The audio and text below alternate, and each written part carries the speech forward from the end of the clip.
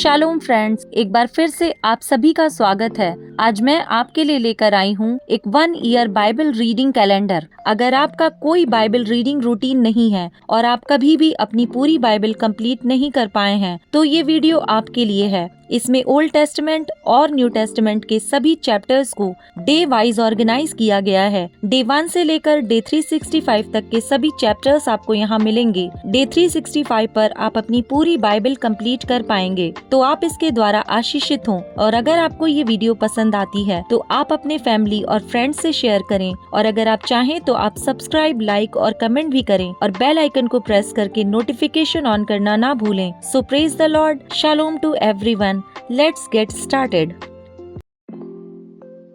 Day 111, 2 Samuel, chapter number 1.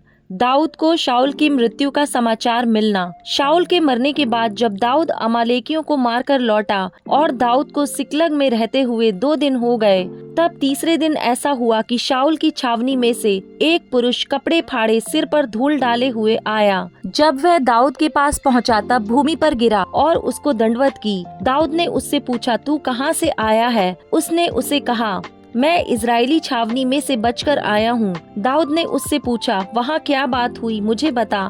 उसने कहा, यह कि लोग रणभूमि छोड़कर भाग गए और बहुत लोग मारे गए और शाऊल और उसका पुत्र योनातान भी मारे गए हैं। दाऊद ने उस समाचार देने वाले जवान से पूछा, तू कैसे जानता है कि शाऊल और उसका पुत्र योनातान मर गए? समाचार देने वाले जवान ने कहा, संयोग से मैं गिलबो पहाड़ पर था तो क्या देखा कि शाऊल अपने भाले की टेक लगाए हुए है। फिर मैंने यह भी देखा कि उसका पीछा किए हुए रथ और सवार बड़े वेग से दौड़े आ रहे हैं। उसने पीछे फिरकर मुझे देखा और मुझे पुकारा। मैंने कहा, क्या आज्ञा? उसने मुझसे पूछा, तू कौन है? मैंने उससे कहा, मैं तो अमालेकी हूँ। उसने मुझसे कहा, मेरे पास खड़ा होकर मुझे मार डाल, क्योंकि मेरा सिर तो घूमा जाता है परंतु प्राण नहीं निकलता। तब मैंने यह निश्चय जान लिया कि वह गिर जाने के पश्चात नहीं बच सकता।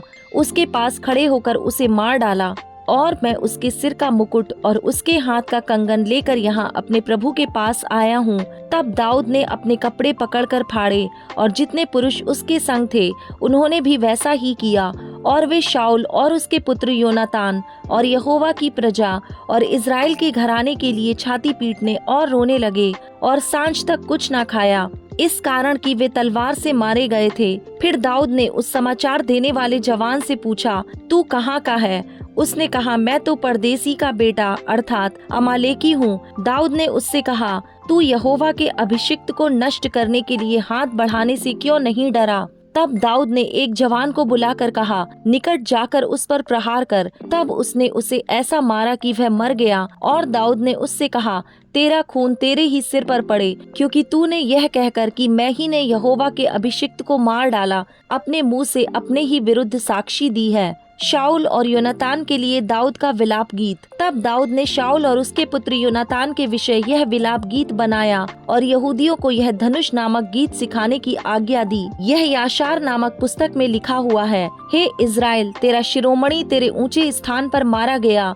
हाय शूरवीर कैसे गिर पड़े। गत में यह ना बताओ और ना अश्कलोन की सड़कों में प्रचार करना, ना हो कि फिलिस्ती स्त्रियां आनंदित हों, ना हो कि खतना रहित लोगों की बेटियां गर्व करने लगें। हे गिलबो पहाड़ों, तुम पर ना ओस पड़े और ना वर्षा हो और ना भेंट के योग्य उपज वाले खेत पाए जाएं, क्योंकि वहाँ शूरवीरों की ढालें अशुद्ध हो गईं और शाऊल की ढाल बिना तेल लगाए रह गई।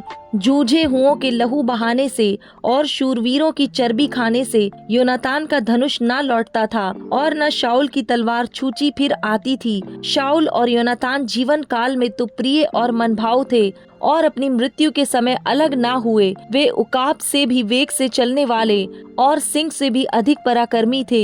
हे इज़राइली स्त्रियों, शाऊल के लिए रो, वह तो तुम्हें लाल रंग के वस्त्र पहनाकर सुख देता और तुम्हारे वस्त्रों के ऊपर सोने के गहने पहनाता था। हाय युद्ध के बीच शूरवीर कैसे काम आए। हे योनातान, हे ऊंचे स्थानों पर जूझे हुए, हे मेरे भाई योनातान, मैं तेरे कारण दुखित हूँ। तू मुझे बहुत मनभाव जान पड़ता था, तेरा प्रेम मुझ पर अद्भुत वरन स्त्रियों के प्रेम से भी बढ़कर था। हाय शूरवीर कैसे गिर गए और युद्ध के हथियार कैसे नष्ट हो गए हैं। चैप्टर नंबर 2, दाऊद का यहूदा का राजा बनना।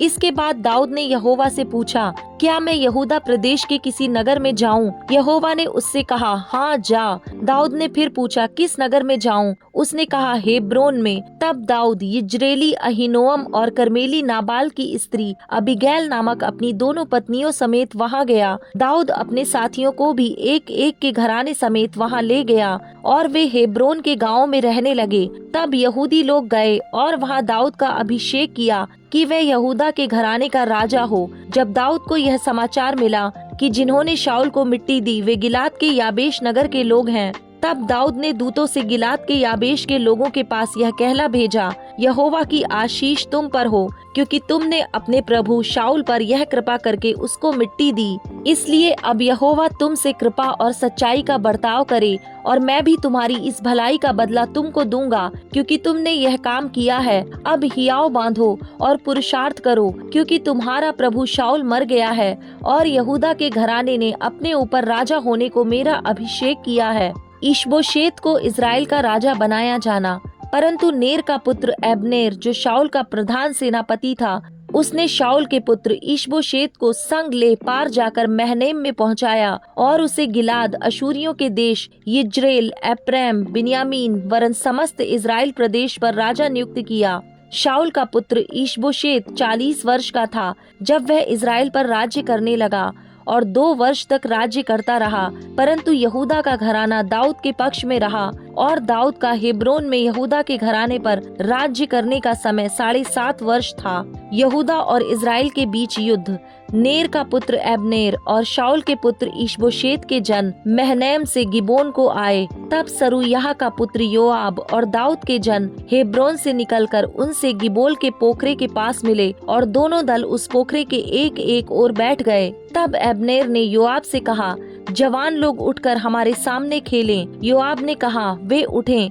तब वे उठे और बिन्यामीन अर्थात शाऊल के पुत्र ईशबोशेत के पक्ष के लिए 12 जन गिन कर निकले और दाऊद के जनों में से भी 12 निकले और उन्होंने एक दूसरे का सिर पकड़कर अपनी अपनी तलवार एक दूसरे के पांजर में भोंक दी और वे एक ही संग मरे। इससे उस स्थान का नाम हिलकत सूरीम पड़ा। वह गिबोन में है। और उस दिन बड़ा घोर युद्ध हुआ और एबनेर और इज़राइल के पुरुष दाऊद के जनों से हार गए। वहाँ योआब, अबीशै और असाहेल नामक सरूयाह के तीनों पुत्र थे।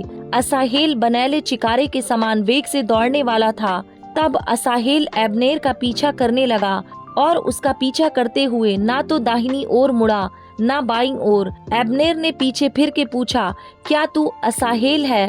उसने कहा, हाँ मैं वही हूँ। एबनेर ने उससे कहा, चाहे दाहिनी चाहे बाईं ओर मुड़, किसी जवान को पकड़कर उसका बख्तर ले ले। परंतु असाहेल ने उसका पीछा ना छोड़ा। एबनेर ने असाहेल से फिर कहा, मेरा पीछा छोड़ दे, मुझको क्यों तुझे मार के मिट्टी में मिला देना पड़े। ऐसा करके मैं तेरे भाई योआब को अपना मुख कैसे दिखाऊंगा? तो भी उसने हट जाने से मना किया। तब एबनेर ने अपने भाले की पिछड़ी उसके पेट में ऐसे मारी कि भाला आर पार होकर पीछे निकला और वह वहीं गिर के मर गया। जितने लोग उस स्थान पर आए जहां असाहेल गिर के मर गया, वहां वे सब खड़े रहे। परंतु योआब और अबीशै एबनेर का पीछा करते रहे और सूर्य डूबते डूबते वे अम्मा नामक उस पहाड़ी पर पहुँचे जो गिबोन के जंगल के मार्ग में गीह के सामने है। और बिन्यामीनी एबनेर के पीछे होकर एक दल हो गए और एक पहाड़ी की चोटी पर खड़े हुए। तब एबनेर योआब को पुकार के कहने लगा, क्या तलवार सदा मारती रहे? क्या तू नहीं जानता कि इसका फल दुखदाई होगा? तू कब तक अपने लोगों को आज्ञा ना देगा कि अपने भाइयों का पीछा छोड़कर लौटो?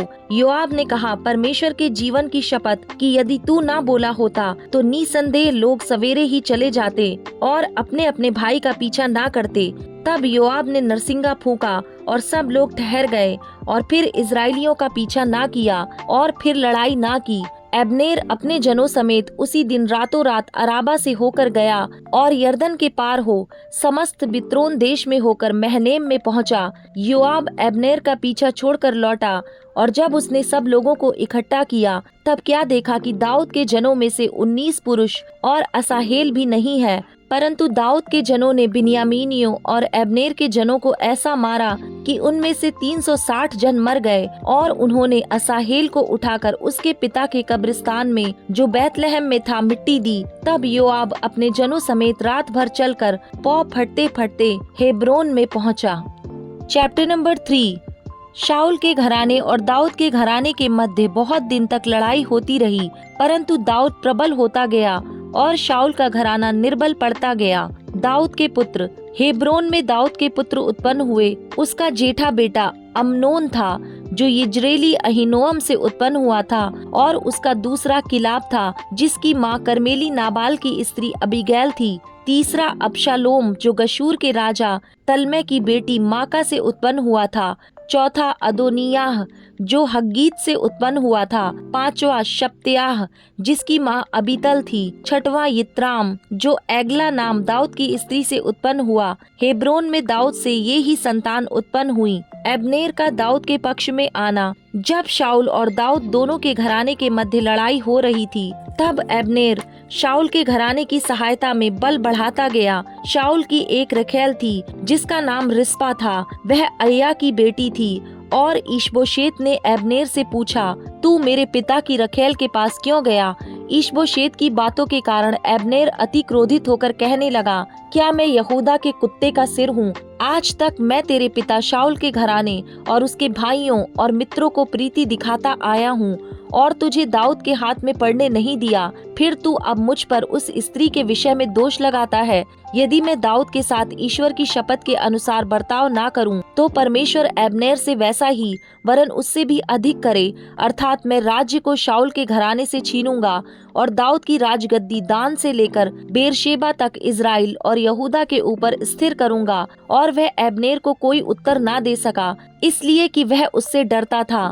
तब अब्नेर ने दाऊद के पास दूतों से कहला भेजा, देश किसका है? और यह भी कहला भेजा, तू मेरे साथ वाचा बांध और मैं तेरी सहायता करूंगा कि समस्त इज़राइल का मन तेरी ओर फेर दूं। दाऊद ने कहा, ठीक है, मैं तेरे साथ वाचा तो बांधूंगा, परंतु एक बात मैं तुझसे चाहता हूँ कि जब तू मुझसे भेंट करने आए, तब यदि तू पहले शाऊल की बेटी मीकल को ना ले आए, तो मुझसे भेंट ना होगी। फिर दाऊद ने शाऊल के पुत्र ईशबोशेत के पास दूतों से यह कहला भेजा, मेरी पत्नी मीकल, जिसे मैंने 100 फिलिस्तियों की खल्लियां देकर अपनी कर लिया था, उसको मुझे दे दे। तब ईशबोशेत ने लोगों को भेजकर उसे लैश के पुत्र पलतीएल के पास से छीन लिया, और उसका पति उसके साथ चला और बहुरीम तक उसके पीछे रोता हुआ चला गया। तब अब्नेर ने उससे कहा, लौट जा, और वह लौट गया। फिर अब्नेर ने इज़राइल के पुरनियों के संग इस प्रकार की बातचीत की, पहले तो तुम लोग चाहते थे कि दाऊद हमारे ऊपर राजा हो,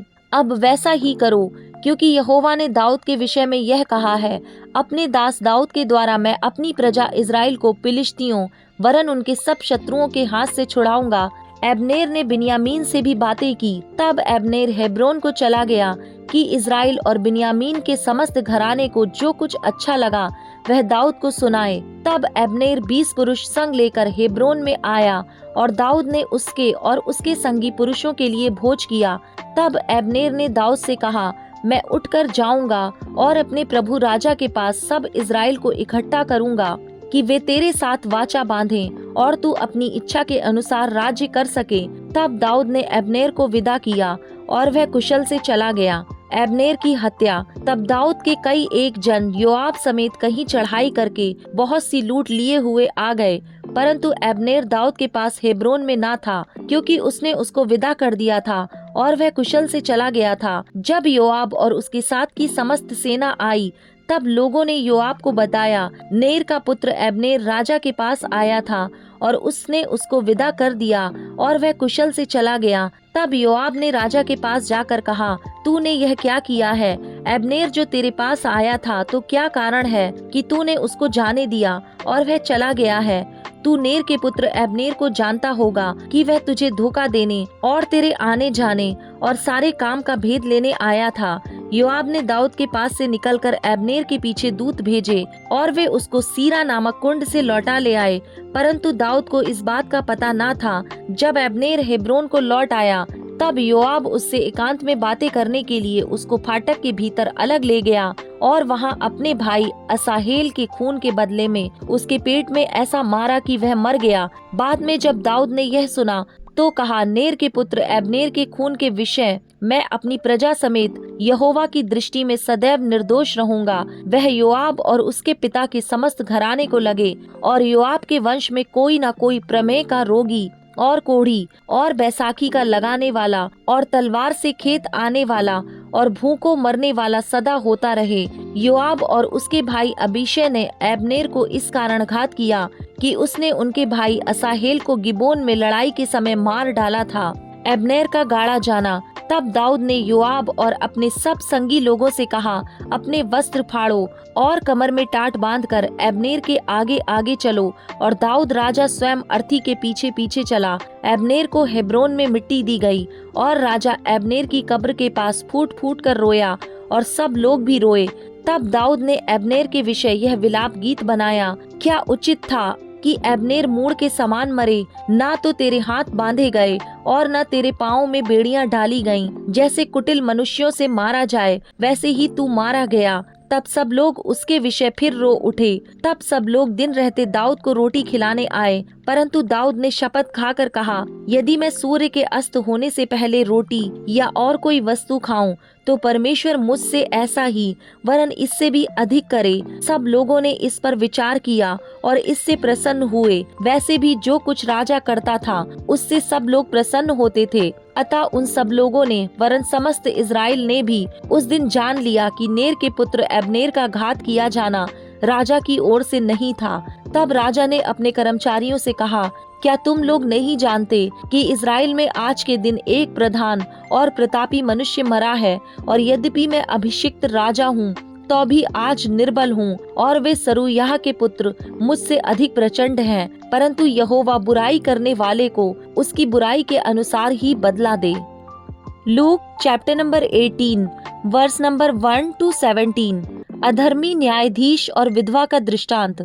फिर उसने इसके विषय में कि नित्य प्रार्थना करना और हियाव ना छोड़ना चाहिए। उसने यह दृष्टांत कहा, किसी नगर में एक न्यायी रहता था जो ना परमेश्वर से डरता था और ना किसी मनुष्य की परवाह करता था। उसी नगर में एक विधवा भी रहती थी जो उसके पास आ आकर कहा करती थी, मेरा न्याय चुकाकर मुझे मुद्दई से बचा। कुछ समय तक तो वह ना माना, परंतु अंत में मन में विचार कर कहा, यद्यपि मैं ना परमेश्वर से डरता और ना मनुष्यों की कुछ परवाह करता हूँ, तो भी यह विधवा मुझे सताती रहती है, इसलिए मैं उसका न्याय चुकाऊंगा।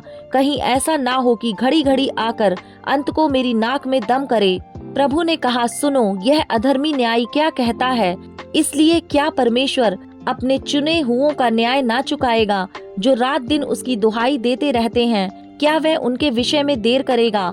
मैं तुमसे कहता हूँ, वह तुरंत उनका न्याय चुकाएगा। तो भी मनुष्य का पुत्र जब आएगा तो क्या वह पृथ्वी पर विश्वास पाएगा? फरीसी और चुंगी लेने वाले का दृष्टांत। उसने उनसे जो अपने ऊपर भरोसा रखते थे कि हम धर्मी हैं और दूसरों को तुच्छ जानते थे, यह दृष्टांत कहा। दो मनुष्य मंदिर में प्रार्थना करने के लिए गए, एक फरीसी था और दूसरा चुंगी लेने वाला।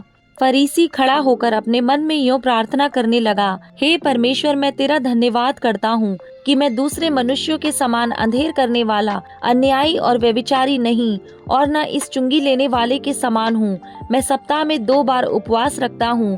मैं अपनी सब कमाई का 10वां अंश भी देता हूँ। परंतु चुंगी लेने वाले ने दूर खड़े होकर स्वर्ग की ओर आंखें उठाना भी ना चाहा, वरन अपनी छाती पीट पीट कर कहा, हे परमेश्वर, मुझ पापी पर दया कर। मैं तुमसे कहता हूँ कि वह दूसरा नहीं, परंतु यही मनुष्य धर्मी ठहराया जाकर अपने घर गया। क्योंकि जो कोई अपने आप को बड़ा बनाएगा वह छोटा किया जाएगा, और जो अपने आप को छोटा बनाएगा वह बड़ा किया जाएगा। बालकों को आशीर्वाद। फिर लोग अपने बच्चों को भी उसके पास लाने लगे कि वह उन पर हाथ रखे, परंतु चेलों ने उन्हें देखकर डांटा। यीशु ने बच्चों को पास बुलाकर कहा, बालकों को मेरे पास आने दो, उन्हें मना ना करो, क्योंकि परमेश्वर का राज्य ऐसो ही का है। मैं तुमसे सच कहता हूँ कि जो कोई परमेश्वर के राज्य को बालकों के समान ग्रहण ना करेगा, वह उसमें कभी प्रवेश करने ना पाएगा।